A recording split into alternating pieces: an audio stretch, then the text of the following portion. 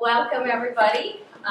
We're so appreciative to have you here today, and we're going to be kicking off the Lenovo+HealthDesignBy Innovation Co+Lab. We want to tell you a little bit about what it is and what the process is, but our goal for today is for us, maybe not to talk so much, but have people who have been working in the health space in innovation get you excited, show you the possibilities, and really this is a call to action to have you, every one of you, take on what I call a passion-led, self-directed innovation project to try to make a difference. And we're here to inspire you, support you, and show you the way. And we'd like to just give a little start here about who we are and what we're doing. And right on cue. So myself, I'm Nancy Benovich-Gilby. I'm the Ehrenberg Director of Entrepreneurship and Clinical Faculty. And my sole purpose in this position is to really help students and faculty and staff make a difference in innovation and also giving students engaged opportunities for learning. I think healthcare is such an amazing space right now. There's openings and there's ideas, there's technology. What are the right problems to be solving and how do we put it together? So I have myself, Mark Newman, computer science and UX researcher, and Dr. Joyce Lee, who are all part of the co-lab with myself. So I just wanted to kind of introduce myself. So I'm Dr. Lee. I'm an endocrinologist and faculty member over at the School of Medicine and also at the School of Public Health. So excited to have collaborators in this room from many different backgrounds and technological and design skills. We've been doing a lot of collaboration with HealthDesignBy also for the last couple of years through the support of a provost grant where we've been trying to give students hands-on learning with patients and caregivers, experience designing for health. So we've been doing this with art and design, school of information. We've also been supporting this concept of making or creating makers for health and sort of empowering patients and caregivers in particular and to become kind of creators of their own solutions for health. And we've been doing a lot of very specific, I would say, collaboration in the realm of diabetes. You'll hear from Nate and GameStart soon about their collaboration with the hospital, but we've been working on specific sort of prototypes related to diabetes education. And I think what we're just trying to do as a whole is really bring sort of the talents that you guys have in design and technology to the horrible world of healthcare, which has lots of fax machines and no one who can really design anything, right? So we've been doing a lot of different prototypes using the talents of individuals from School of Information, School of Art and Design to bring beauty and to bring the voice of the patient to the forefront in creating applications, tools, and programs, and even quality improvement systems. So I'm going to pass it back to Nancy. So with the co-lab, as you've gotten just a quick glimpse of, we've been working on some of these projects, but it's difficult. It's difficult to get access to patients. It's difficult to get access to Joyce. It's difficult to get access to what you need to understand the rules, policies, procedures, appropriate ways, if you do get access to patients, how to speak with them, and we needed support. But we're very thankful that we do have support now in the form of help and equipment and financial means from Lenovo. And we're going to be hearing from them a little bit very shortly about it. But our mission is to inspire and support all of you to help do design with patient-based systems and innovations and get the opportunity to test them, really get them into patients' hands. I think that's the part of entrepreneurship that is still lacking in general, but certainly on campus are those opportunities where you can work hard and actually get feedback from real people using real solutions and value. So with this, our objectives are to help our students and people participating in the lab to get these prototypes done, designed appropriately from the beginning with patients in mind, supported. We want to do this in an interdisciplinary type of way so that we can have interdisciplinary teams going after these types of solutions and problems. And we also want to be able to conduct research with some of the work that we're doing as well. but it's an opportunity for us to bring research and application together to really innovate and get something of value. So we'd like you to stay connected. We'd like to continue. This won't be just a one-time splash event, as you will see. We will be doing more to help support you along the way. But the biggest means of support will be in terms of time and effort. We also will be having a cross-campus group of people who are in the innovation space. Some of them are speaking here today and in the health spaces to help review projects, to see where you are with status, to get you the resources that you need. So it's not just us three that are getting you resources. We're going to call upon other people in our ecosystem to help get you resources and help get you further. Those projects that are actually doing well, we actually will be offering fellowships so that you'll be able to work on your projects over the summer, paid through the fellowship and under the guidance of us and Lenovo. So they're great opportunities to really, if you're students, to have yourself stand out when you go to look to fill your portfolio and really have an amazing story to tell to potential employers as well. And so just before we start, I actually just want to acknowledge Emily Hirschfeld, who's out there in the corner, Ashley Garrity in the back, Jason Dwyer, and Jamie Saville for all of their help in sort of putting this event together. So I just want to acknowledge you guys.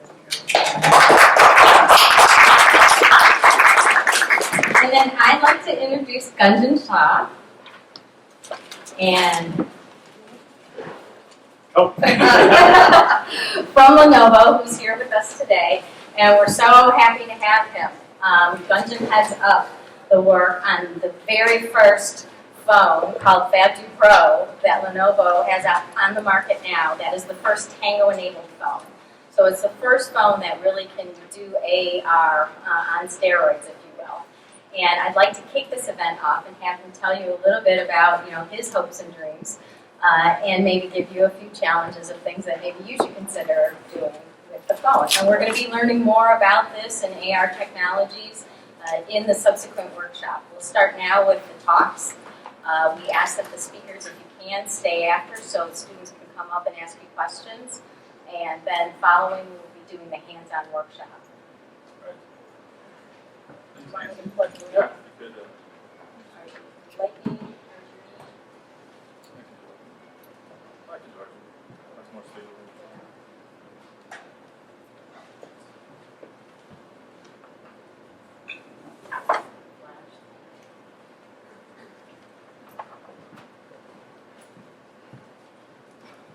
There we go. All right.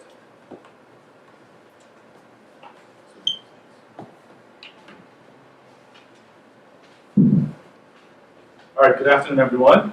Thanks for taking the time. Thank you, Nancy. Dr. Lee. Appreciate the opportunity to talk about virtual reality. One of the things that is near and dear to my heart is this process of innovation. And one thing that there's one thing I want to remember from this portion is be different for the sake of being better. And that's really the model that we carry into our hearts at Lenovo every day, is that we're going to make innovation, and it's okay to be different as long as we're improving the user's lives, in this case, the patient's lives. So be different for the sake of being better. So what I want to do is kind of take you through some of the intricacies around AR, VR, where the industry is going, and hopefully you guys would get some seeds on applications that you would like to develop. And so I'm going to go not only with the healthcare, but things that we're doing in the retail sector. And you're probably wondering, what does retail have to do with healthcare?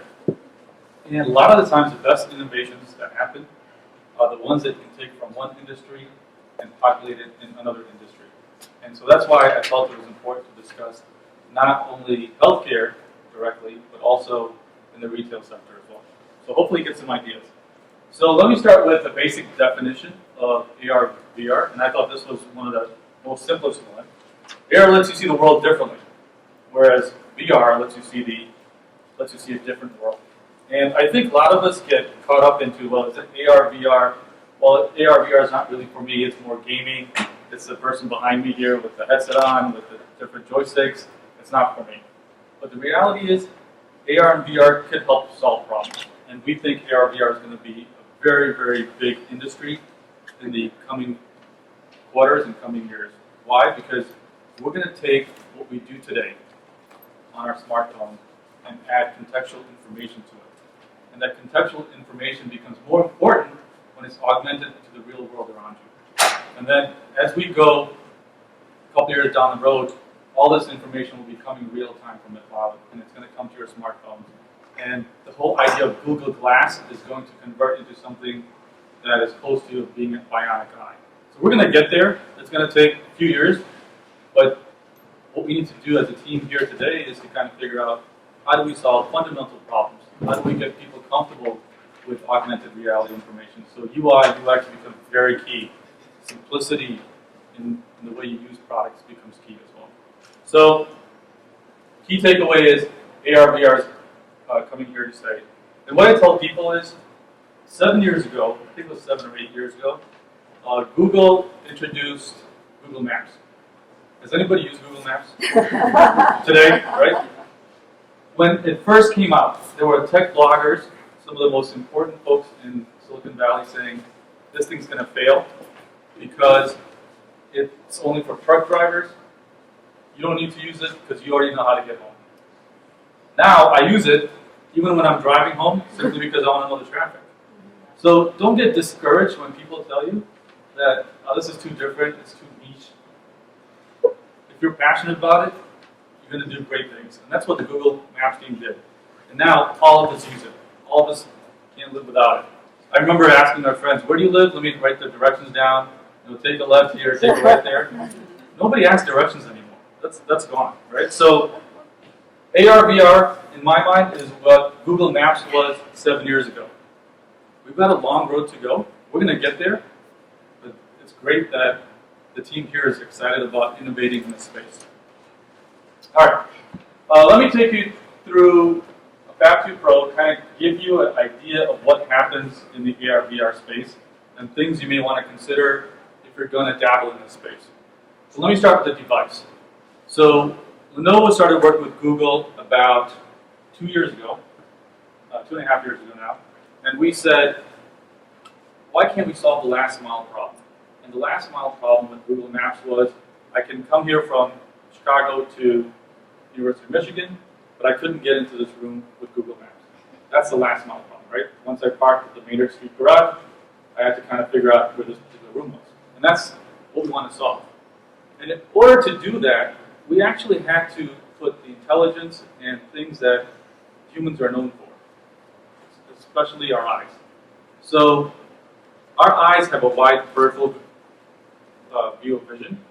We had to kind of replicate that electronically with a fisheye camera. So for photographers in the room, obviously wide-angle lens. We also had to have the capability of sensing depth. And so we put an emitter and imager in the device that allows us to sense depth. So my laptop's there, the people are here, it should be able to sense that. And then we had to put a 16 megapixel camera in there for all the light that's coming in. And so in AR, VR, these are the fundamental blocks of building a great AR, VR device. You've got to have a lot of light coming in, you've got to be able to sense depth, and you have to be able to sense the wide field of view to get understanding of where you are relative to the other objects. So each one of these by itself is not extraordinary from a tech perspective, but when you put the Tango software, which Google developed, and tie them all together, that's when extraordinary things happen. So let me give you an example of what that is. This is an art museum in Barcelona. What we did was we basically went to the museum, took a quick picture of the freestanding wall, and you're able to get measurements down to 2 centimeter accuracy from anywhere you're standing as long as you can see them in the viewfinder. Now, if you think about the physics that's happening, the software is calculating exactly where you are relative to the freestanding wall.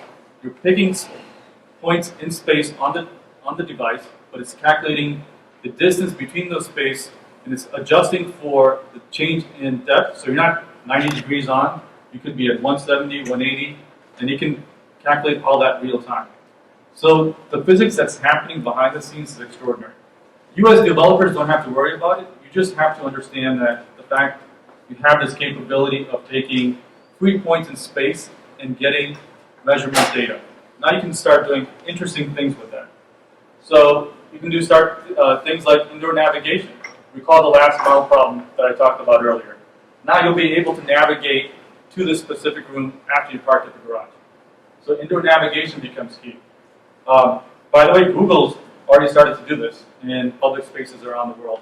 So you guys know Google's already mapped where you live, what your house looks like at different seasons.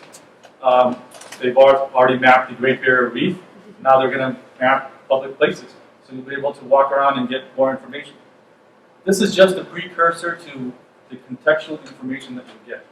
So the Tango device and the different cameras that I showed you earlier, that's going to be more pervasive in all the cameras and smartphones that are coming out. And now you'll be able to get more contextual information. Okay, so this is retail, so I'm going to kind of fly through this for the sake of time, but I just want to pepper you guys with some ideas on what's happening in the AR/VR space as it relates to retail, and then maybe it could jog some ideas in the applications that you guys might develop. So the way I look at AR in the retail space is it's going to take try before you buy to a whole new level. So this is one of the advertisements that we have in the Asia. I guess they like furry couches.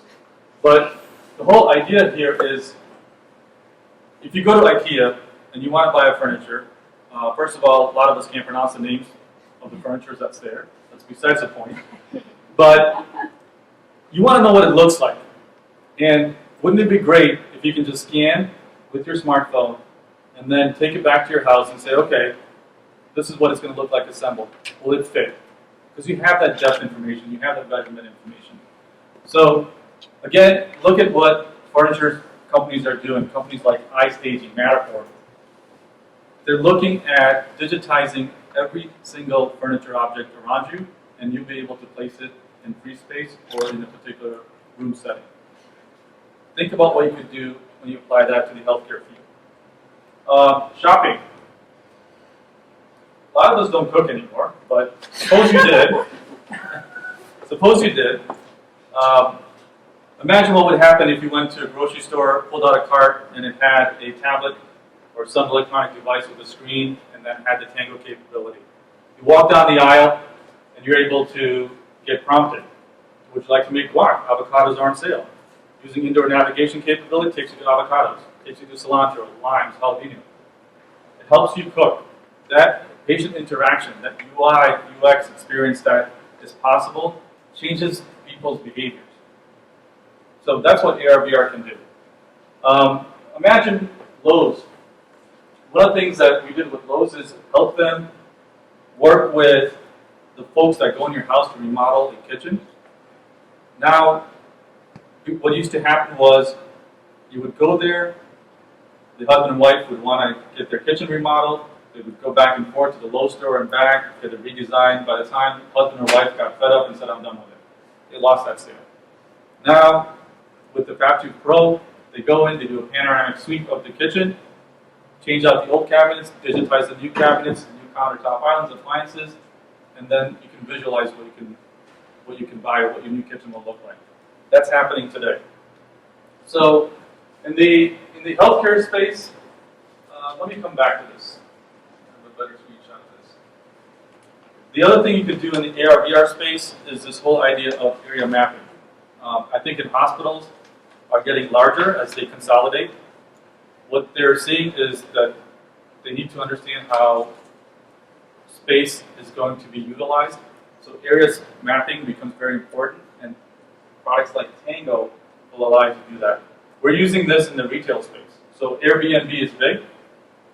3 guys made a lot of money in renting urban places. But now you can have this capability where you can actually see what kind of space you're renting and will your stuff fit in there. So now you have the capability with virtual reality. And then developers are using it. Let me go quickly in the public sector. So in public sector, these are just different mappings that we did with the Fab2 Pro. So this is actually a large hotel. I don't know exactly where this is. This is a large hotel that we mapped. And one thing that you can do is, before if you had to map or if you had to draw a diagram like this, we'd have to get actual measurements. Now, with point mapping, with devices like the Fab2 Pro, you can actually sweep and it'll give you different perspectives, even though you didn't take it from that angle. So that's a powerful tool. So something to keep in mind when you guys are designing apps is not only can you get point measurements, but you can get different perspectives, even if you haven't programmed it that way, or that's not where the data came from. And so this is what the actual hotel looks like, and you can do different things with this type of information. So again, it's just an idea of what you can do with devices like AR and VR. So let me spend a little bit of time on this AR, VR space. So the companies that we're starting to look at are simple problems. One is around vertigo. So VR applications can help patients reduce vertigo. This particular machine is in St. Louis, SLU. And what they're using this machine is to get crystals back in place to avoid vertigo. And I'm not a doctor, so you can have more comment on vertigo. But basically, VR can do this at a fraction of the cost. So think about what happens when you look at medical problems differently through the lens of AR and VR. In this case, vertigo. Another example is lazy eye. My sister is an optometrist out in California, and this is something that she's interested in. Is the kids are, everybody's doing the smartphone prayer, right? It's affecting their eyesight. So, lazy eye, it's a correctable disease or a issue, and you can do that with VR. And you can make it fun. You can make it fun for the kids. Put on a headset, and all of a sudden have games that actually interact with them and then change their view.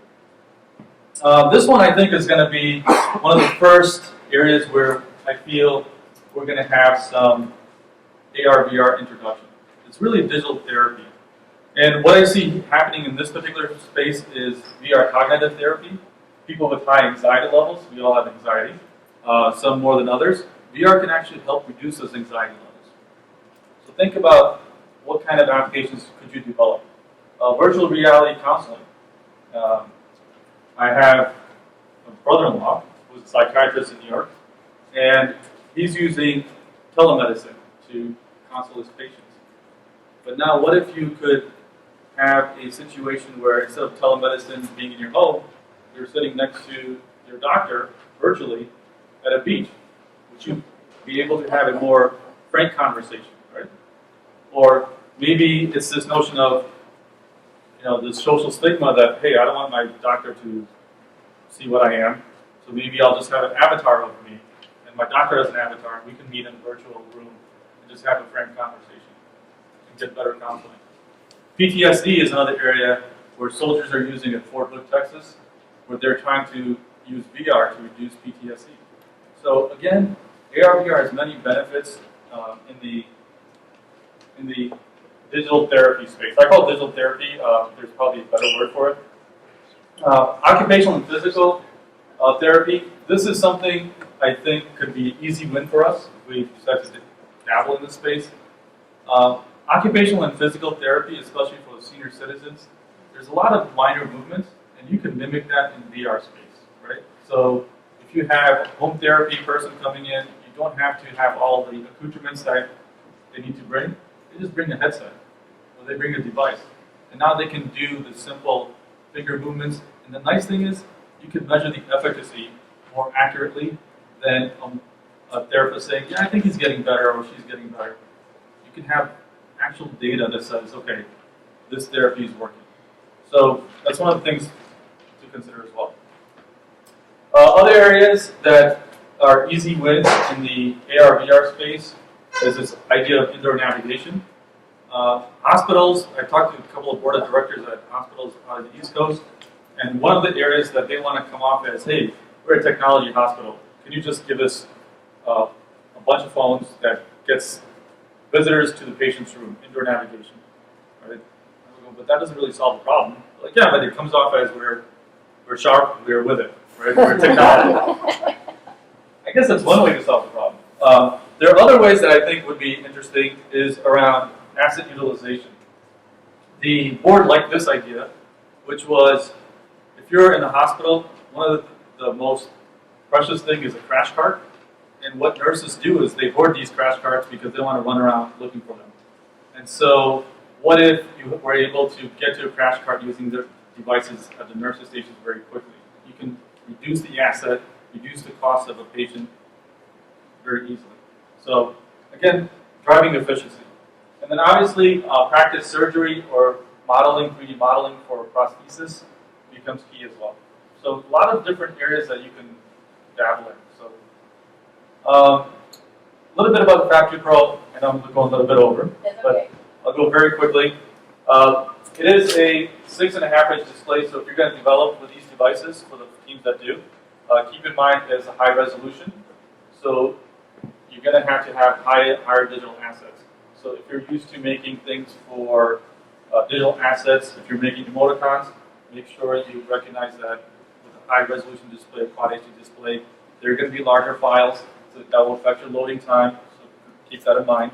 It'll also affect how you change screens as well. The other thing I want to highlight is the audio capture capability. You have 3 mics on this. Use them. You can do some interesting things around isolating the patient's voice versus all the beeping that goes on in the hospital room. So you can use noise canceling capability. It is produced by Dolby, so if you guys need help or assistance in that area, we would love to assist you guys.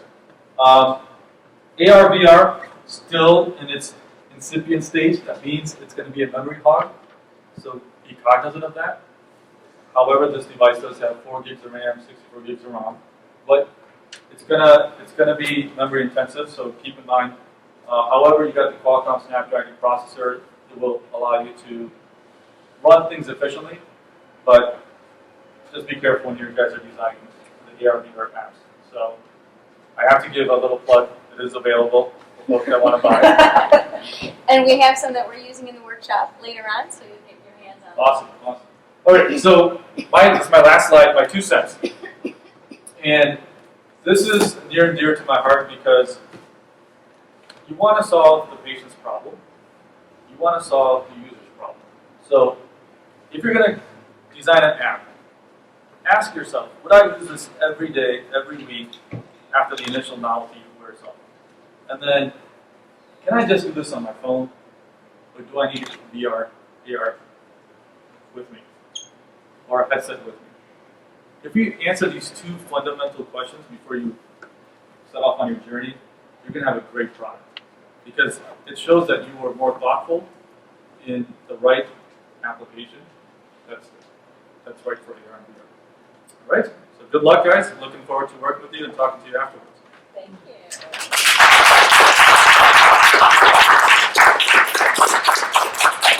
Okay, so we're going to kick off our lightning talks. And first we have Connie Chang from Fast Forward Medical.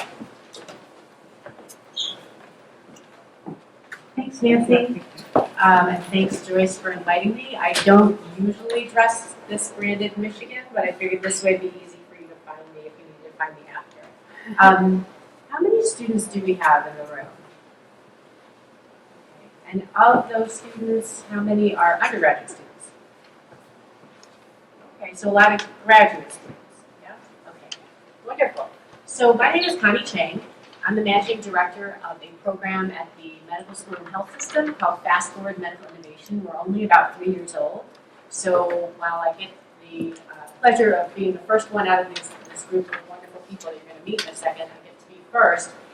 In many ways, the medical school was kind of last to the party as far as formalizing a way to help innovators find each other and to help innovators find resources that they would need to actually get through the proverbial valley of death. So, here we go. So our mission is really simple. If you don't remember anything else about my talk, just think of Fast Forward Medical Innovation as the group that's helping all of our clinician researchers like Dr. Lee and other scientists to move from the point where they are, which is lots and lots of research and ideas, all the way to the point where it's going to be meaningful to a patient. In other words, how do we make products out of these great research ideas? And I will say also that part of it is trying to get our researchers out of their clinical settings and out of their labs and out to the real world to interact with potential collaborators like you. I'm particularly interested in helping connect students and other faculty from other units with our clinician research teams. We do that with a few different strategies. Right here is our slide that depicts the different strategies that we tend to focus on. On the left-hand side here, we have Innovation Navigator.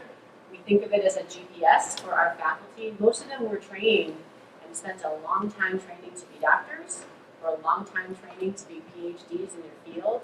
They didn't really have a lot of time to train about product development.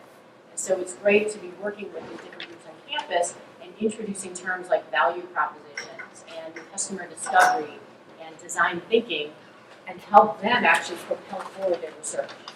We also have an external component because we know we can't do it alone. We need great company partners like Lenovo and other types of corporate industry people to help us inform where the market is.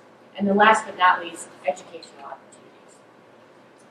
This is just a slide to remind me, which I already covered, that we can't do it alone. It's a huge, expansive community at U of M, so if it feels confusing, it's because it is. But thanks to folks like Nancy and Joyce, we're convening, and that's really important. So I think I'll just close it out, because we do have other groups, just to give you a couple of snapshots of the types of projects that have emanated that relate to health IT. And these are projects that have come through our doors and our team has had the pleasure of interacting with. So Dr. McGinnis is a psychiatrist, and he partnered up with a professor, Emily Provost, over in the Computer Science and Engineering Department.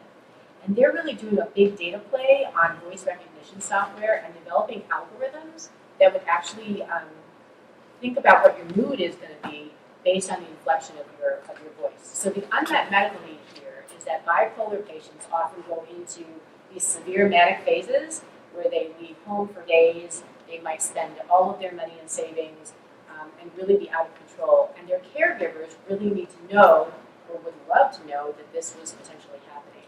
And so they were analyzing lots and lots of data that was being captured on this regular old smartphone, not the content of what they were saying, but just the inflection of their voices, and starting to capture patterns that were patient-specific that may indicate that the patient was going to go into a manic episode. So think about the power of that. A phone that you're used to carrying around with you all the time that can now help you and your caregivers predict when you might actually be going into a really bad healthcare event. So that's one example. Michelle Macy out of emergency medicine has seen way too many traumas in her pediatric patients because of the wrong car seat. So she had the brilliant idea of why not have some sort of car seat compass, if you will, to help you know. Many of you are too young to know this, but there's a dizzying array of car seats and whether it's supposed to be facing forward, facing backwards, upgraded to a bigger size, etc. And as a parent, you can't always navigate that. So that's what her app does. But it also required an industry partner that had a database of all the sizes of the car seats, the actual manufactured seats, and where all the latch systems were. And so she didn't really think about that at the beginning until she found her collaborator in the industry partner. So just a couple of ideas. If you have ideas where you need to access clinicians or you need to find out about ways that you can tap into the medical school, please come and talk to me afterwards. Thank you.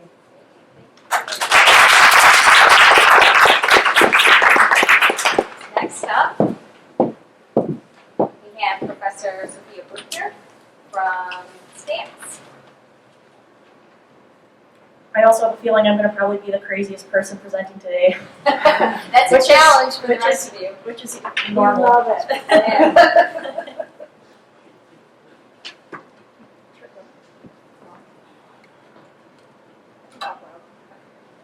Can you guys hear in the back okay?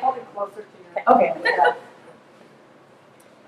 So I'm an artist, a designer, and an engineer. I used to work as an engineer at Google, then I went to RISD and MIT, and what I do is I teach a class on prototyping things from science fiction stories. And I have been collaborating with Joyce and Nancy doing some really cool workshops where we're also using science fiction as a prompt to inspire people to do cool things. So one of the reasons why I do this is because, of course, it inspires students to be very imaginative, but it also teaches people to think about the ethics of their design and invention in the long term. So how to think extrapolatively like a sci-fi author. And so I was just going to give you a little bit of an example of how I apply this to my own work. and then you can ask me more about it after. So I'm very interested in how interface design affects mental health. So we've seen a lot of studies recently about how all these technologies that we're consuming, that all these repetitive interactions are actually having quite a negative impact on people's mental well-being. And so usually people are observing after the fact that it has a negative impact. For example, here even at U of M, there are some people researching that passive Facebook use undermines well-being, and that's because it's preying on our fear of missing out. And so I'm very interested in social networks. It's one of the things I used to work on when I was at Google. And so in trying to understand what makes people feel connected to other people, I started researching the opposite, which is loneliness, and I started researching John Cacioppo, who is an expert on loneliness. And so he estimates that humongous amounts of people are lonely. And the interesting thing about this is that it's not actually, what research has shown is that it's not actually how many people you interact with, it is a subjective sense of connectedness. So it's about your perception of how many people you interact with, it's not actually about how many people you interact with. And the problem is that the interfaces that we are consuming repetitively are, in my opinion, enhancing this feeling of, enhancing the perception of this, the subjective feeling of isolation and loneliness. So that's what I just said. And this affects people's, obviously their productivity, their mental health, and their physical health. And so my question is if we know that repetitive interactions have a very strong impact on people's mental well-being, and we're observing like the negative impacts of this, could we actually harness this to do something positive rather than just avoid doing something negative? So cognitive behavioral therapy involves identifying an unhealthy thinking pattern and then using repetition and being self-disciplined to change it. And technology is very, very repetitive. So can we design the repetitive interactions to actually enhance good things rather than create bad things? So for example, rather than creating fear of missing out or making people feel more depressed, could we instead encourage people to feel more resilient or more connected? So that's what my research is about. And we know that the more you repeat interactions, the more it actually becomes a habit, and that's a good thing. So why couldn't we actually do this as a therapy? So in addition to that, I also am very interested in body cognition and the idea that we actually, a lot of our physical experiences also either can enhance or undermine our subjective experiences. I won't get into too much detail, but we can either enhance or undermine subjective experiences with haptic experiences. So I think that there's actually a lot of potential in designing interfaces that are haptic, which can even more augment a therapeutic experience. And one of the ones that I refer to the most is that affection is warmth, so which is kind of obvious. We associate warmth with the feeling of connectedness. And so why could we add the physical feeling of warmth to a social network so that even enhances the feeling of being connected with others even more? So back to science fiction. I've been building devices from science fiction, and this is kind of one of the main things I do in my research. The kind of cool thing about my crazy background is that by being an artist, it allows me to be zany. By being a designer, it allows me to refine the interactions between people and technology. And then by being an engineer, I can actually implement things. So that's kind of what I do. I build functional prototypes inspired by sci-fi. So inspired by Android's Dream of Electric Sheep by Philip K. Dick, I decided to build the empathy box, if you've read the book. And so, how am I for time? Good? Okay. So an empathy box is the most personal possession that you have. It is an extension of your body. It's the way you touch other humans. It's the way you stop being alone. And so this is actually a device from the book that never made it into the Blade Runner movie. And it's really interesting because it is a device, it's a tabletop device where you grab the handles, and when you grab the handles, you are connected with thousands of other people through emotion and physical touch. But you don't know who they are, you don't really know how many there are, and it's many people. It's like an aggregate, anonymous experience. So I thought that was really interesting comparing it to social networks today, and I decided I was going to try to build it. So this is my empathy box. It connects many people through the shared experience of warmth. So when you grab the handles, if there is one or even 1,000 other people grabbing the handles, you all experience pulsing warmth through the handles of the device. I've been started testing this on people. I've also been experimenting with building a wearable version. So the tabletop version is very deliberate and in real time, and the wearable version is more of an ambient, unconscious experience, which I think has a lot of potential as well. I'm not going to show you the long video of how all these things work and the interactions. Let me skip it. But anyway, both devices incorporate reciprocity, such that comforting or helping oneself means helping someone else. They're both anonymous and aggregate experiences, so I think that it's not trying to simulate something that exists in real life, it's actually trying to create an experience that cannot exist without technology. I very strongly think we should not try to replace real life things with technology, we should try to do new things. I think that they could be very interesting as therapeutic experiences. So I'm going to be an artist in residence at Autodesk Pier 9 all in a week. And all semester I'm going, or like for the rest of the semester, I'm going to be trying to build enough of these that I can actually do some user studies. So I have about 5, but I need more like 30, so I'll be building lots of them. And then I will be testing them on people. And I think one of my very first unofficial tests will be to have 30 strangers use them, and then have a dinner party at the end and see how they feel towards each other. Yeah, so this is just kind of what my research is about, in addition to science fiction. And I forgot to mention that in my class I teach a whole section on augmented reality and VR. And if you want to know about all the ways that this could go horribly wrong, you can ask me about that because I'm an expert. Thank you very much.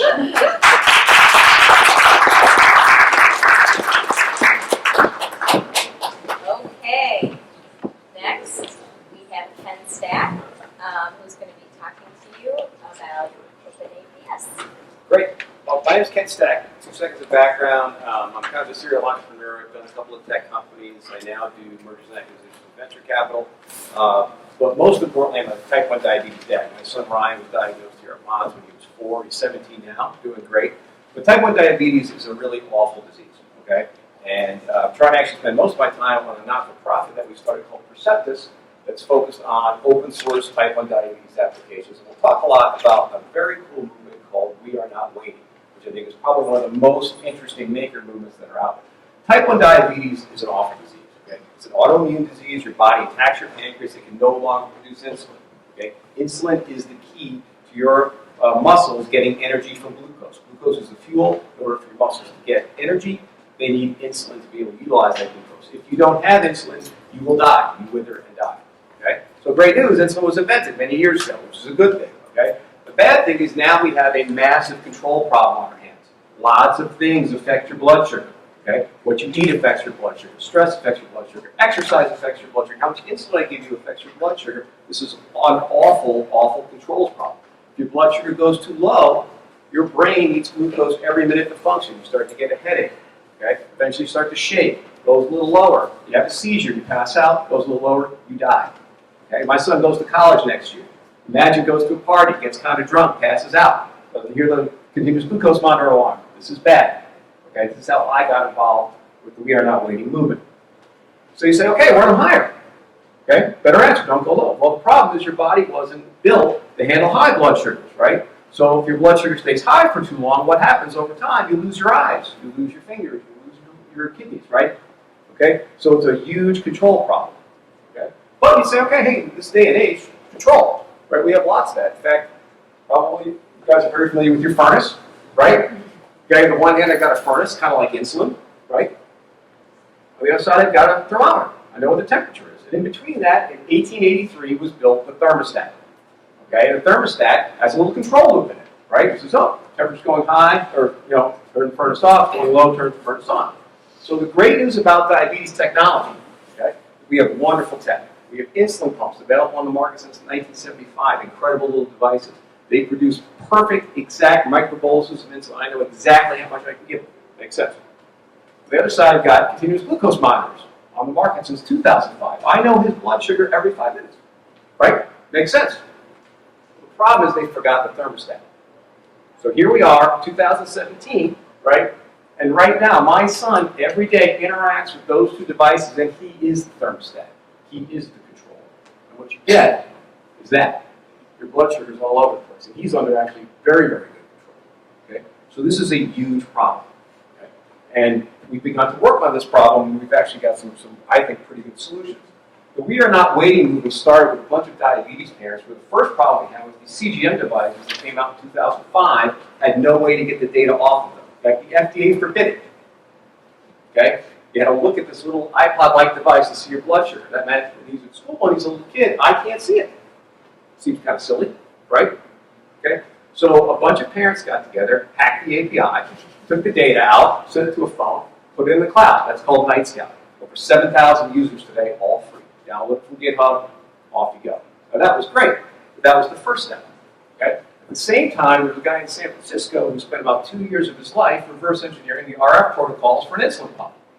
Right? Now we have access to the pump. Now we have a controller for the furnace. Okay? So now we've begun to close the loop. Okay? And that is an Intel Edison sitting on top of an RF chip, okay, that talks to the pump. It takes the blood glucose data from the cloud, and we put a control loop around it. Okay? We've now closed the loop. Okay? So my son every day wears this device, and that's his blood sugar. So at night, okay, you can see the little red microboluses. Okay? He wakes up right at target. I used to get up, or my wife, 2 times a night to control his blood sugar. You know what it's like to get up 2 times a night? For 14 years? It's a long time, right? Now, if I get up once a week, it's a lot. It's usually because the Wi-Fi went down, okay?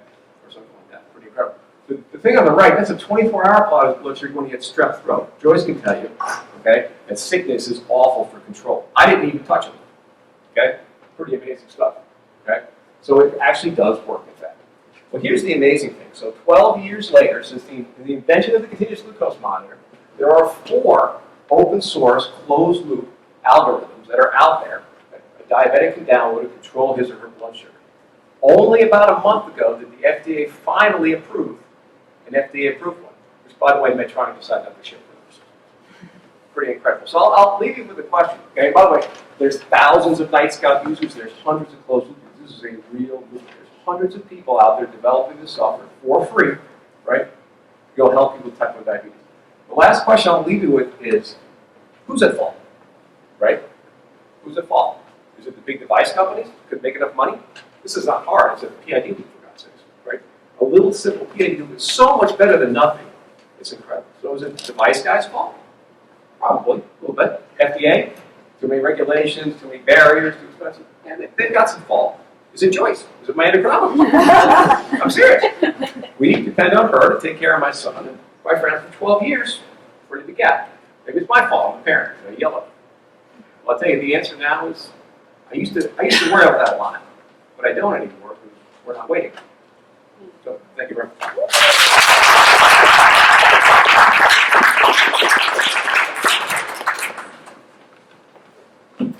Next up, we have Mariana and our new speaker, yeah, just Mariana, from the School of Public Health and Innovation in Action.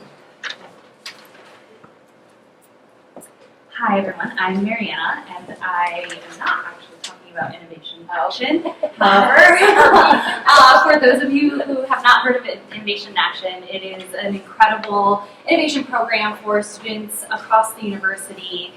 It starts next October, so if you're interested, I'll look that up. But in the meanwhile, I want to share about our work at the Innovation Studio, which is a new group working with faculty to help transform their cutting-edge research into solutions that can actually improve the public's health.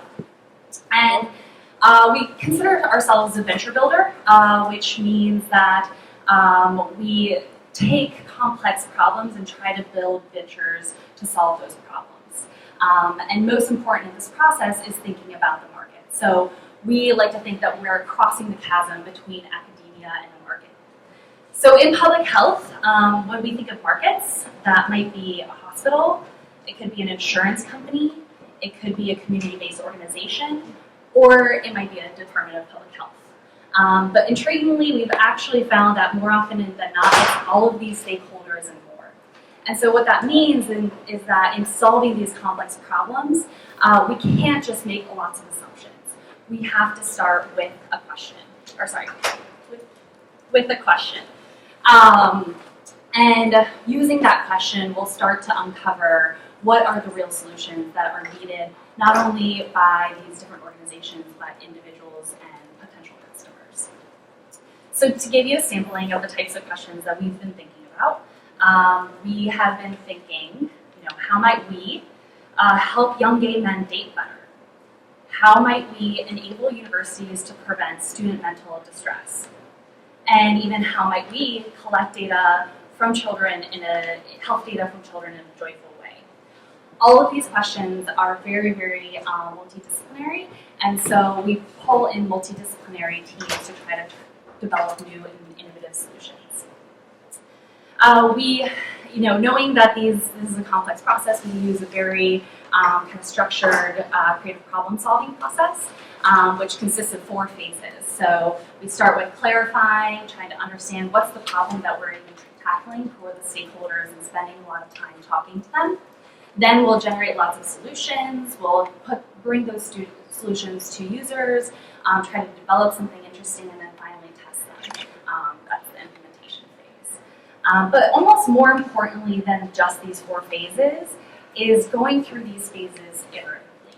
So every project we bring in will start with a design jam, which is a short 2 to 3 hour design, fun, fast-paced event where we're just trying to see what are the solutions related to the problem that we're addressing.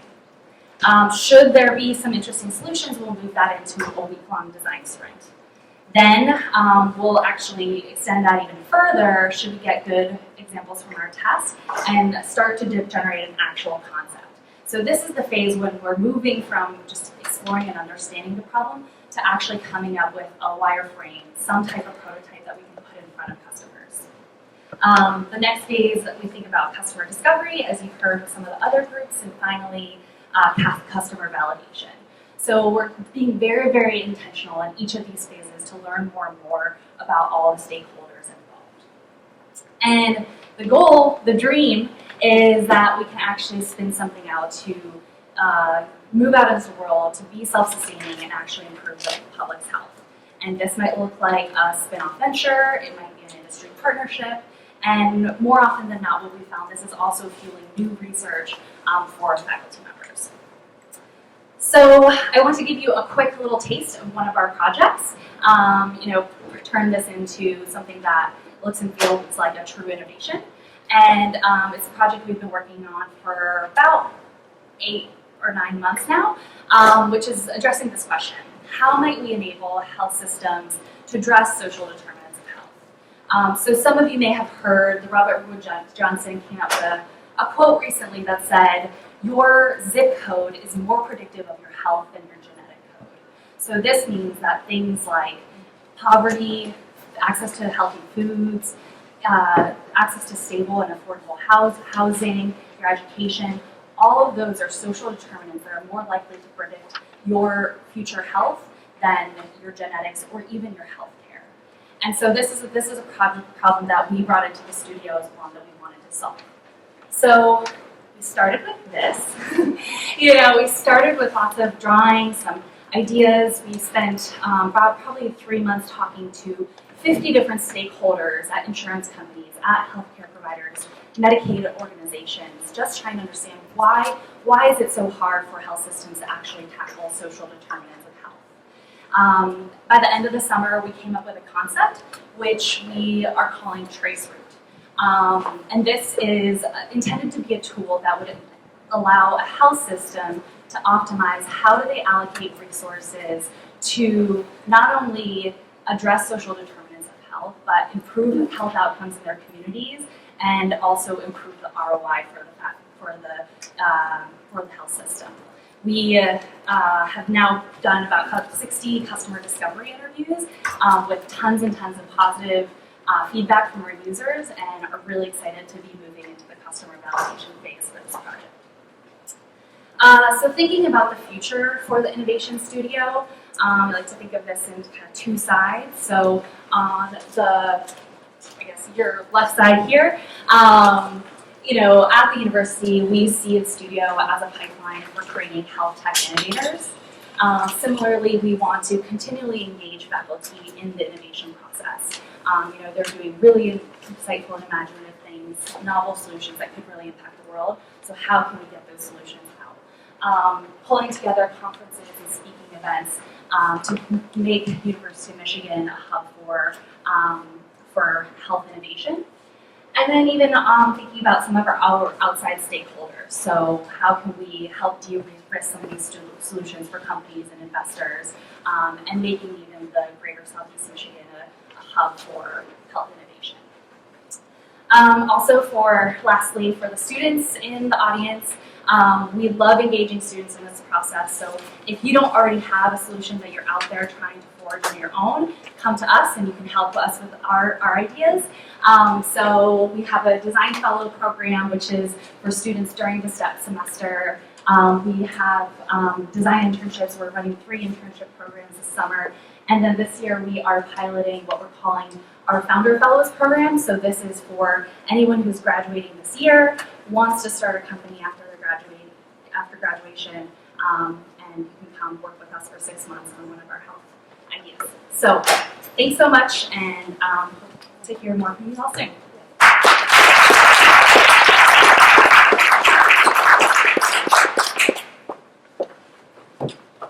Next up, we have Maria Young from Global Health Design Initiative.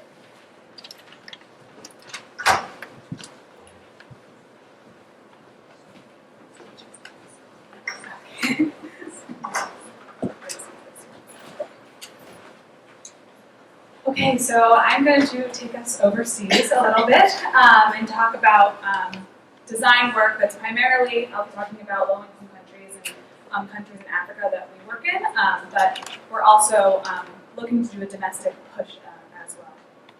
So I'll start off with this image and just a few statistics. So it's estimated that 95% of all medical devices that are used in teaching hospitals in low and middle-income countries all over the world are imported. So they're designed somewhere else, they're manufactured somewhere else, and then they're shipped over. And the WHO estimates that 7 out of 10 of all of these devices either don't work when they arrive, so they don't turn on or they're not appropriate, or within 1 year, they're broken.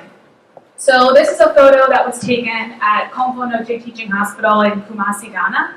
And unfortunately, I would bargain that any hospital that you go to in a low resource setting across the world, you'll see many different things, you'll see different cultures and different ways that they do things, but you'll probably find at every single one of them some sort of graveyard of devices that look like this. So what I'm going to talk about today is a program called the Global Health Design Initiative. We're in the engineering school. It's directed by Kathleen Stanko, who's a mechanical and biomedical engineering faculty. And how we're trying to work to make these graveyard piles a lot smaller. So our goal overall is to train a new generation of engineering students specifically, but oftentimes we end up with very multidisciplinary teams. Training these students, how do they collaborate with stakeholders to define what the problems are in their hospitals, in their clinics, and to develop and to implement solutions that address these essential healthcare practices. And something that we find extremely fundamental in doing this is that students and designers have a very good understanding of the cultural, the social, the environmental, and the economic context that sort of surround these healthcare challenges.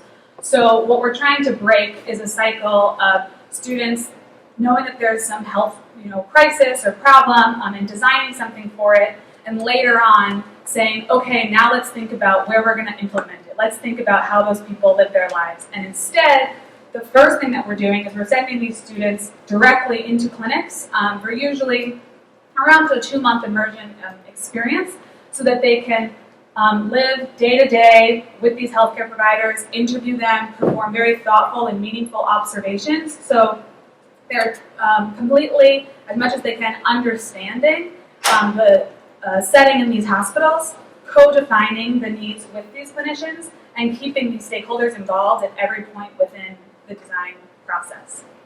So we primarily work in Ghana, Ethiopia, and Kenya. We've also used this model in Nicaragua and in China. Based on existing partnerships with and hospitals in Ghana, we have a very heavy focus on the maternal health space.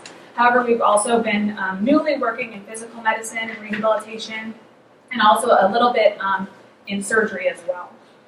So with limited time, I just wanted to give a few examples of projects that students have worked on, and that some are being followed up as well in different avenues. So as you can see from this picture, a lot of the projects, just like healthcare challenges, are very different from one another. So some have extremely complicated electromechanical components, whereas some can be designed and manufactured in a very simple, even one time someone said, it looks like you can make that in your bedroom. So it really varies depending on the students and on what problem they're working towards. But so these are a few examples of this chair here would be used to go out to very rural settings to allow clinicians to be able to do gynecological exams or even perform deliveries.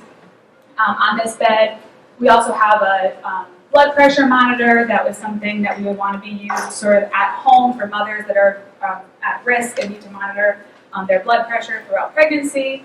And then these two I'll actually talk about in a little more detail. So this is a project that was started about 10 years ago and is a blood transfusion device. So it's a simple prototype that allows doctors, when a woman is hemorrhaging and losing a lot of blood, to actually retransfuse her own blood. But I show this picture because I think that it really sort of captures what we consider the ideal situation. So students went to Ghana and they spent time there and they learned about these challenges.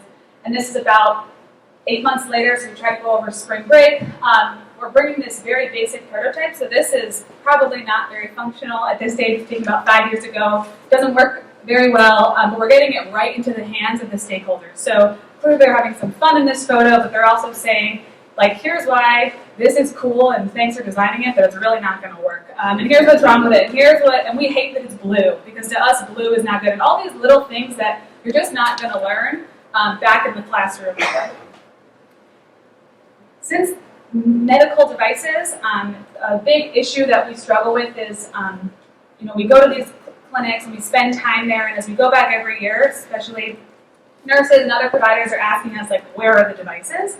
And that's because of regulations and everything. It's going to take several years for anything to actually go to market or even into clinical trials. So that's when they're actually seeing the devices and being able to test them. So we're also trying to encourage students to work on projects that we can implement sooner or at least test sooner. So this is an example of a trainer.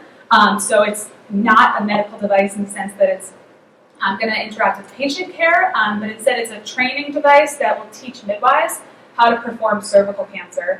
Since cervical cancer screening is essentially non-existent in many areas of Ghana, that's where this is currently being implemented. However, it's the leading cause of women's death from cancer. So a different device that we can bring back sooner and get into testing, but still through the same needs finding and design process. And just a third example, this is an example of actually a postdoctoral research assistant who's showing a task shifting device.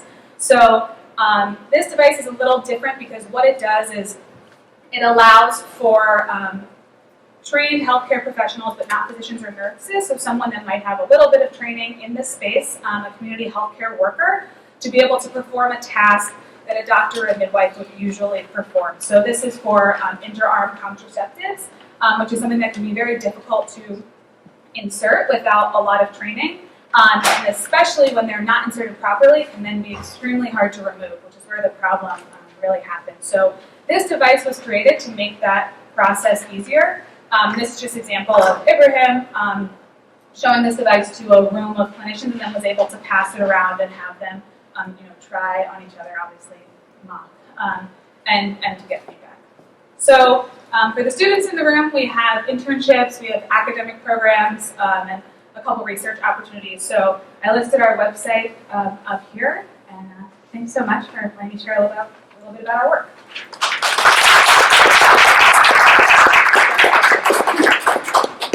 So hopefully you're getting the idea that there's just so much opportunity around campus to participate, and all of our speakers are very welcoming in terms of inviting you to participate and learn and find out what's going on and see if you can make a difference.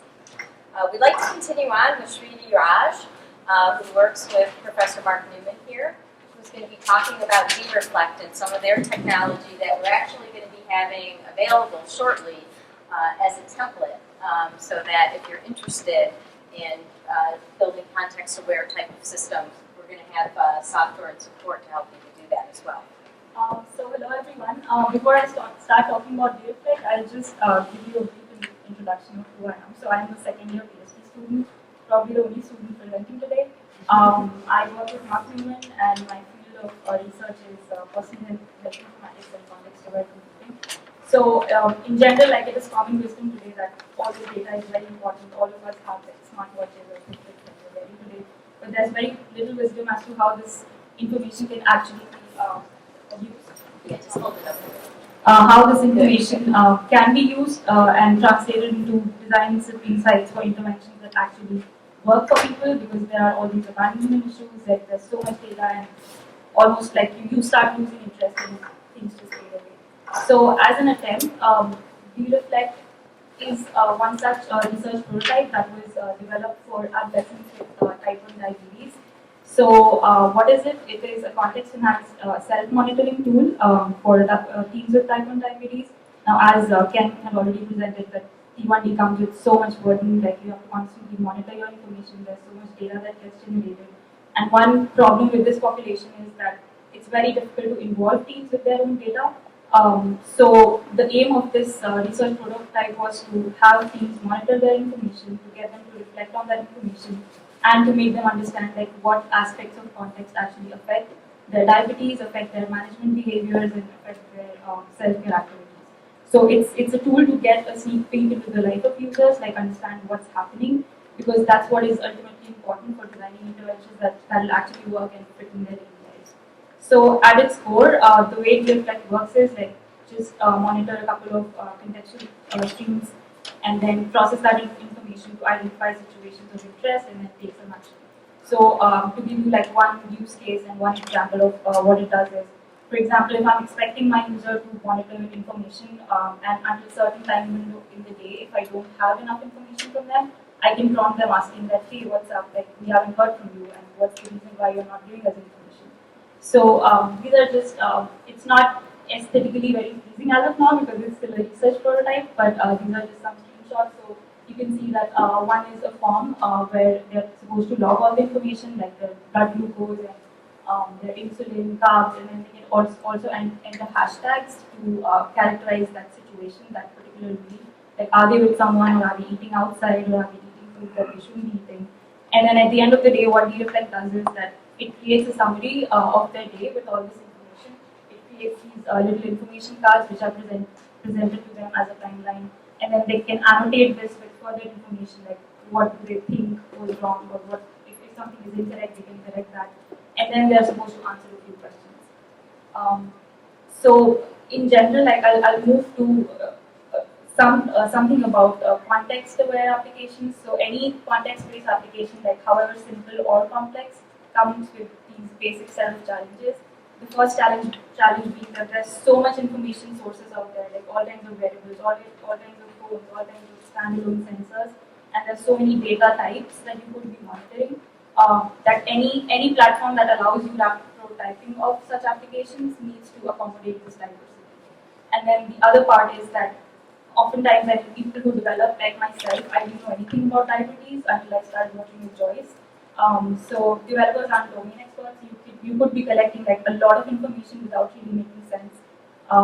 So as an attempt to tackle these challenges, like my research lab created this framework called Lenovo, which is something that helps you build context-aware applications in an easier way than it would be to develop them from scratch. So apart from like all the obvious things that you would expect this platform to do, like a few of the other salient things are that you can easily onboard new data streams. Like tomorrow, if you decide that, oh, I don't want to monitor this information, but I want to monitor this, so you can bring in that information and then reduce the time to development. You can also, context essentially, like if you see an information like location, it exists as like latitudes and longitudes, which doesn't make a lot of sense. So what this platform allows you to do is to associate meaningful labels with that raw data and create this semantic stream on top of that raw data stream. And then there are other things like you can define custom situations and then you can take several kinds of actions. And the actions being that you can show information to the user or you can collect more information from them by asking them more questions. So right now, Minuco exists as a set of libraries, like a couple of libraries that support development of Android applications, and we are looking to port things to iOS as well. And I also wanted to mention that there was another student in our lab, Stanley, who became a professor now, so he's not working on Minuco anymore, but he was the one who actually started the platform. I wanted to take this opportunity to tell people like what are the most immediate opportunities for innovation, at least in this space. So when you think of context, I mean, it's a lot of information, and any information in like more than 3 dimensions is really hard to visualize and gain insights from. So one of the lowest hanging problems here is to be able to process all this information and to give insights to different kinds of stakeholders. So stakeholders being patients would need different kinds of insights, clinicians would need different kinds of insights. So this is the most immediate opportunity. The next part, which speaks to this design challenge of domain experts, developers not tying along with domain experts, is that we wanted to extend Minuco for people who don't have programming skills. So let's say giving clinicians a dashboard to be able to tweak contextual streams of data, to be able to configure applications and give it to patients, would be something that we envision Minuco going towards. So there are a lot of opportunities for both designers and developers, and in case anyone is interested, you can like come speak to me or to Mark or anyone from my research lab.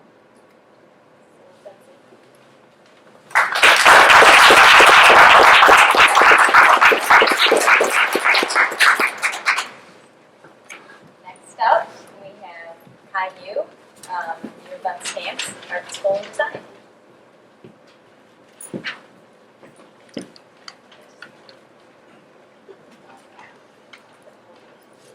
Yeah, hold it up.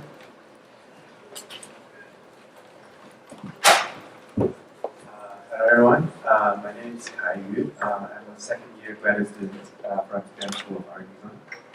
Thank you for providing me this opportunity to present my work here. Okay, so let's start.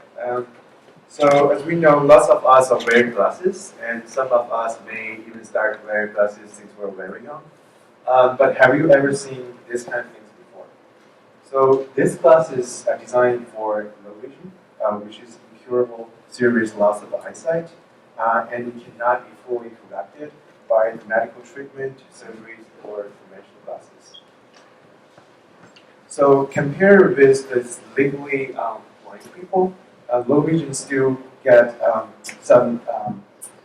low vision people still get some useful eyesight, but in very limited way, which makes their everyday life very difficult.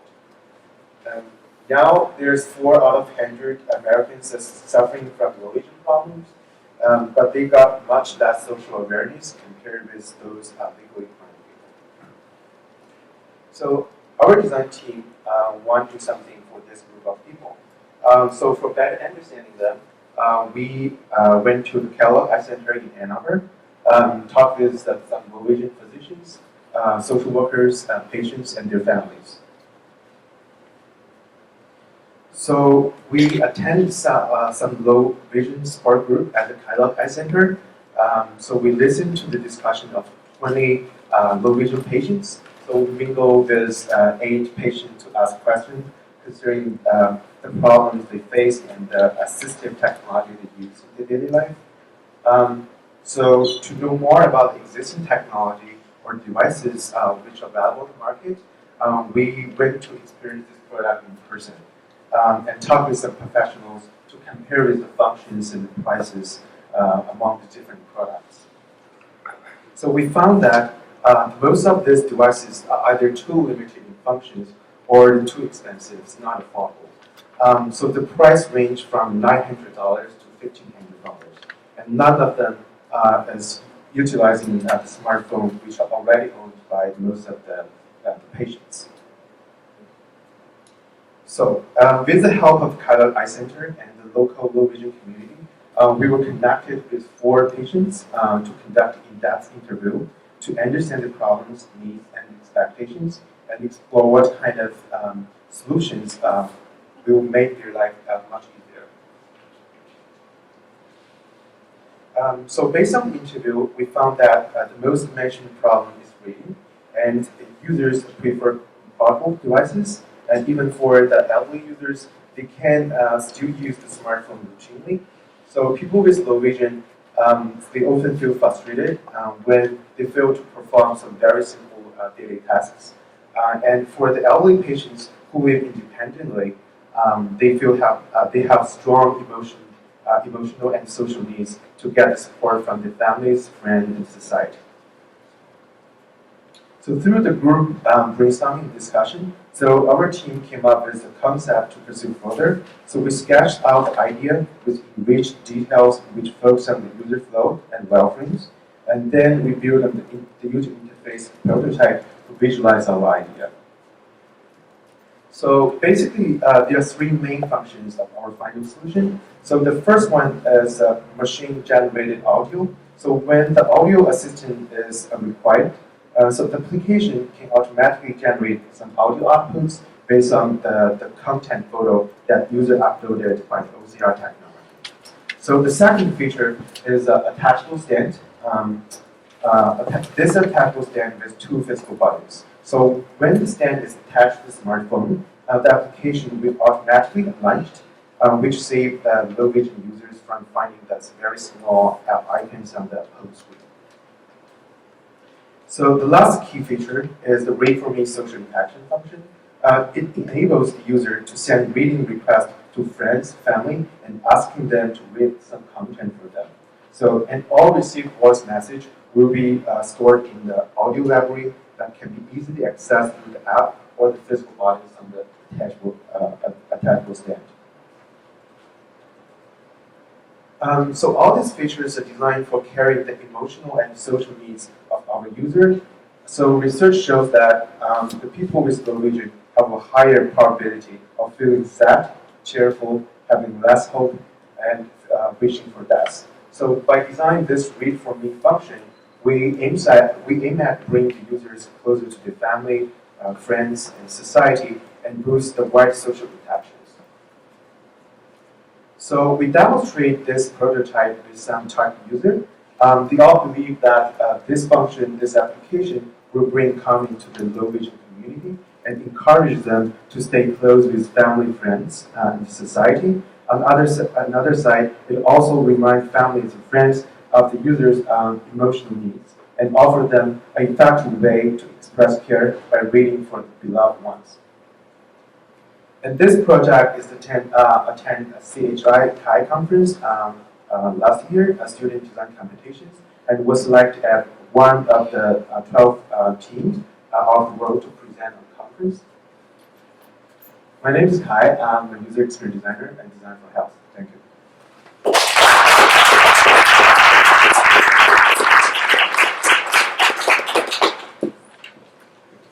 Next up will be Dr. Michelle Mead from the U of M Rehabilitation Engineering Research Center. Thanks, and let me say right now I'm feeling pretty inadequate with my PowerPoint presentation up here as opposed to the rich graphics and little slides that you're going to see other places. So you're going to probably see too many words, but I'll try and go through them and not focus on reading them. I'm from the med school, so we always have to make disclosures. So what we have is a center grant from the National Institute of Disability, Independent Living, and Rehabilitation Research, which is an agency under the administration of community living under HHS that is focused on developing and evaluating new technology and new solutions. There are about 17 of these funded centers around the country, and they all focus on promoting the health and well-being, community participation of individuals with disabilities. Each center takes its own spin on that.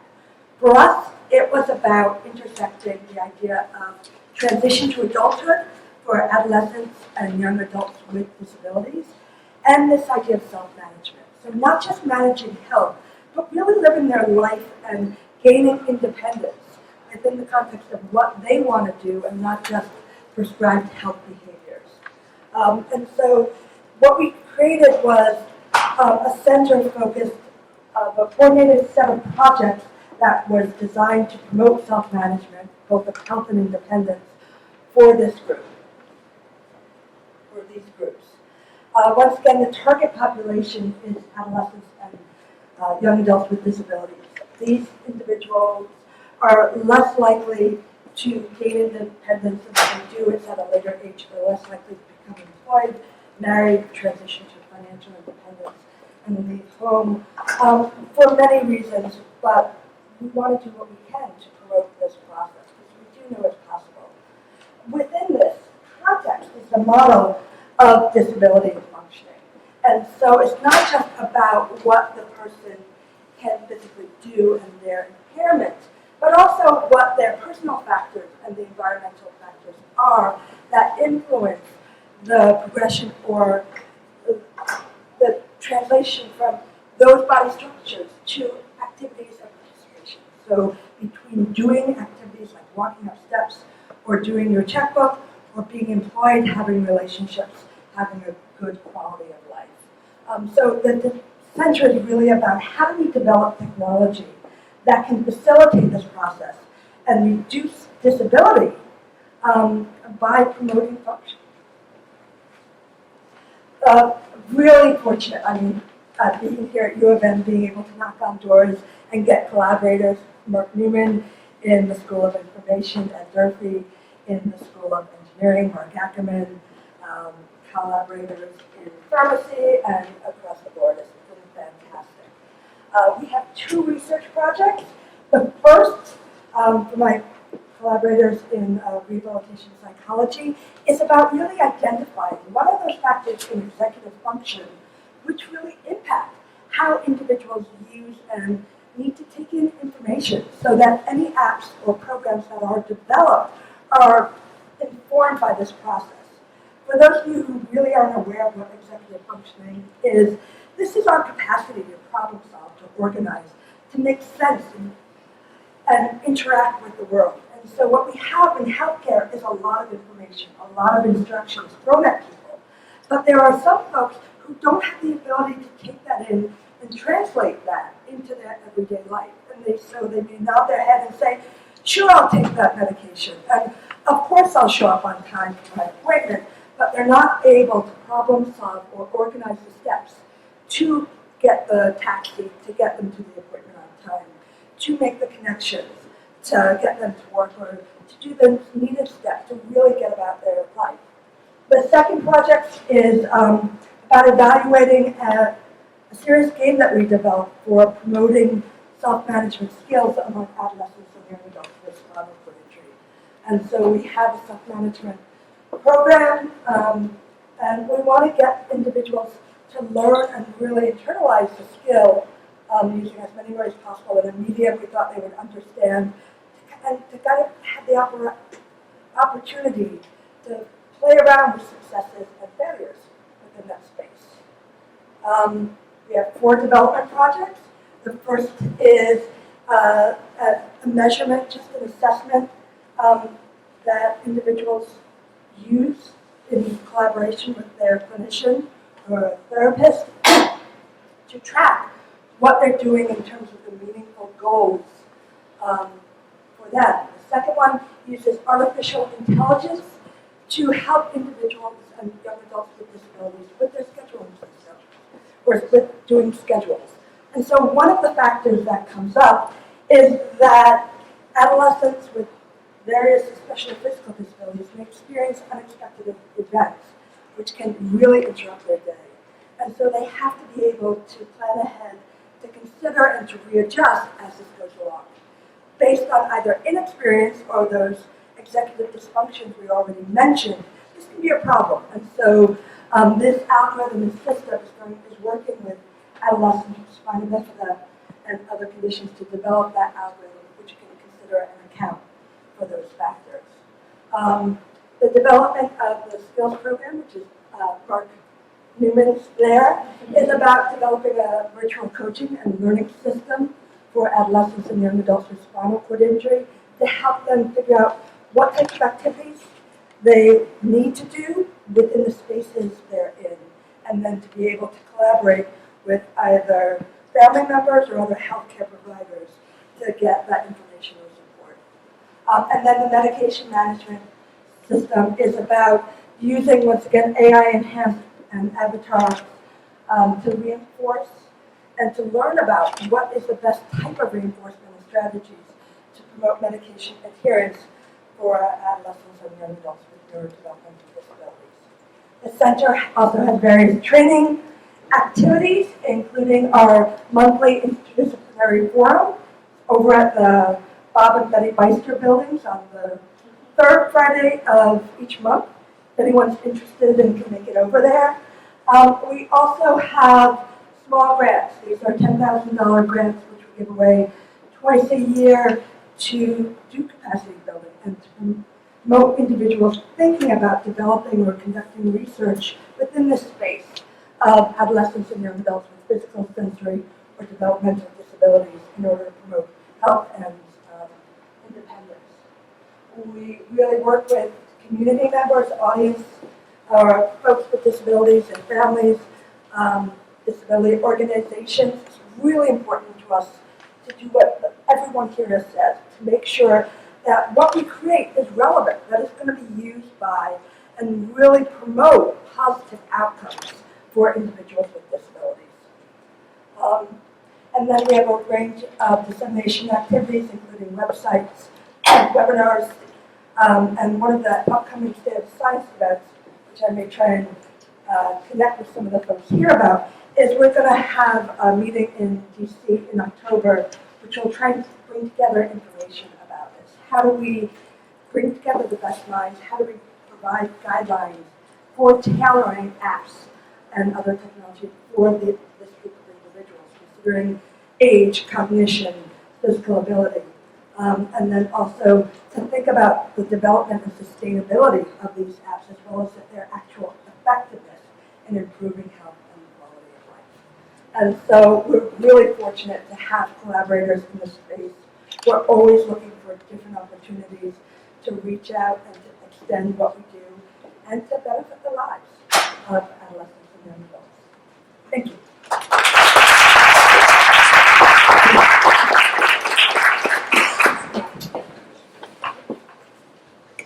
Okay, last on our lightning talk schedule, but certainly not least, and this will help lead us into the workshop, are Nate Aschenbach from Game Start School and JJ Bouchard from Vermont Child Life.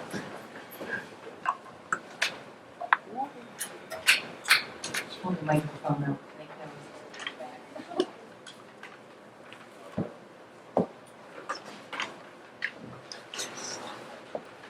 Hey everybody, my name is JJ Bouchard. I am a certified child life specialist and a certified therapeutic recreation specialist. But my role at Vermont is I am the patient technology coordinator there. What that means is it's my job to find the latest technology and technology-based programs that provide therapy, education, and recreation for our patients and families and help integrate that into the hospital. And in my search, I ran across Nate and Game Start. I'll let him talk a little bit about what he does, and then I'm going to show you a quick video. Yes, my name is Nate Aschenbach. I'm one of the co-founders of Game Start School. What we do is we teach kids, 1st through 8th grade, typically, how to program their own video games. So we start with mods of popular games and go into things like app development, 3D printing, computer animation. And so we teamed up with JJ a year and a half, 2 years ago or so, to bring some of that curriculum bedside to patients at Mott Children's Hospital, and have since been kind of continuing to adapt that and see how else we can grow that program. And since we've been working together, we've made a number of videos that have gotten a lot of likes and love on YouTube. This was one that was pretty popular this summer, and I think it kind of goes well into what we're going to be doing this afternoon. Nice. Pokemon Go came out about a week ago, and immediately people everywhere were using it. And here at Mott, what we were doing with it was we were using it to help patients get out and see the world. Kind of a sneaky way to get kids to exercise. Not only are they walking around and getting really excited, but they're also doing certain movements. So if I'm trying to get a kid to raise his arms up or to squat down, I can say, hey, the guy is a little bit lower, can you reach down and get him? And that's just a really tricky way that physical therapy or occupational therapy can get a kid to do the exercises that he was screaming and crying about 5 minutes ago that he didn't want to do. But now, not only does he want to do it, he's trying to catch that Pokemon. So we'll take the pictures of that. And it's also a way to make the hospital less scary. Kids are exploring a place that maybe they were afraid of only 5 minutes before we introduced this app to them, and now they want to see every nook and cranny that's in the hospital and learn about it. And that is a teaching moment for us. It's getting people to look up from their phone. It's getting people to interact with one another, and it's also providing this new sort of surprise, something new and exciting that people haven't seen yet.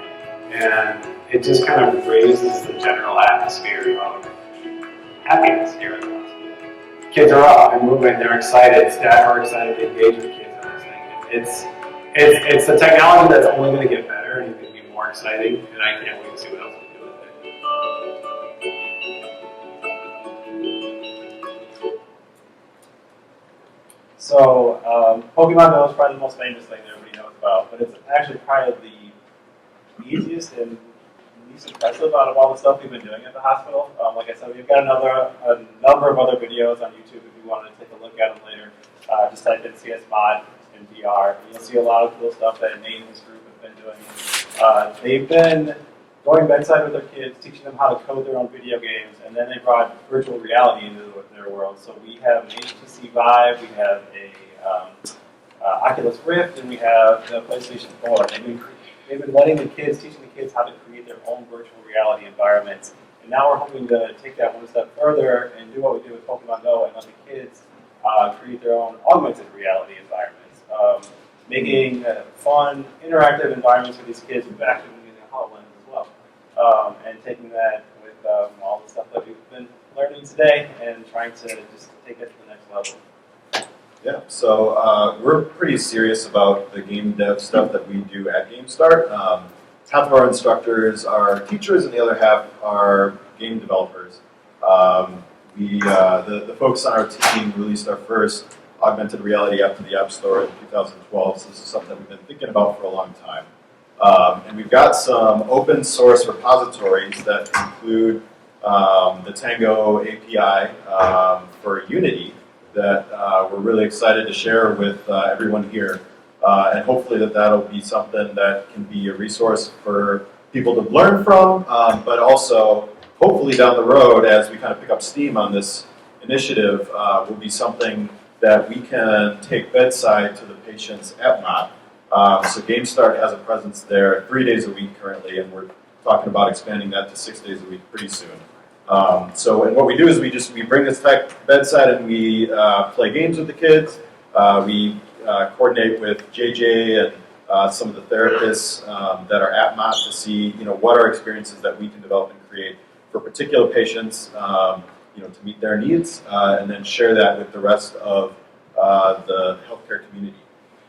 So really excited to kind of jump into some of that stuff in the workshop session that's coming up here. We've got 6 Fab 2 Pros that we're going to be learning to use and hopefully pushing sort of a really simple take on Pokemon Go, and then looking at how we might hook that up to some of the work that Ken Stack has been involved with using a library called Bukadyne.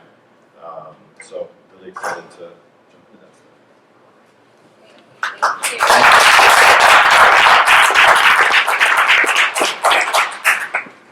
Well, that concludes our lightning talks, and I want to give a big thanks to all of you who have spoken. Thank you. Thank you.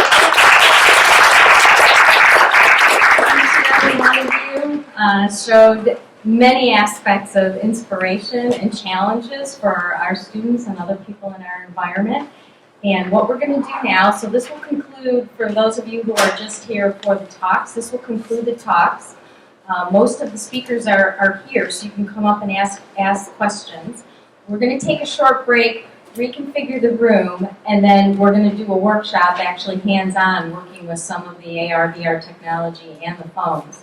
So if you'd like to learn a little bit more about how these things get created, see what happens, actually see how approachable it is. You don't have to be a computer scientist, 3D engineer to actually get in and get started.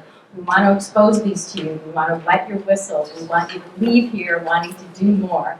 And then after this workshop, we'll be setting up subsequent workshops to help people continue to work on their innovations and continue to help get you connected with the people in the community so you can continue on and take part of making health. Okay, we'll take a short break. The speakers will be around and up here, and then we're going to reconfigure for the workshop. Thank you, everybody.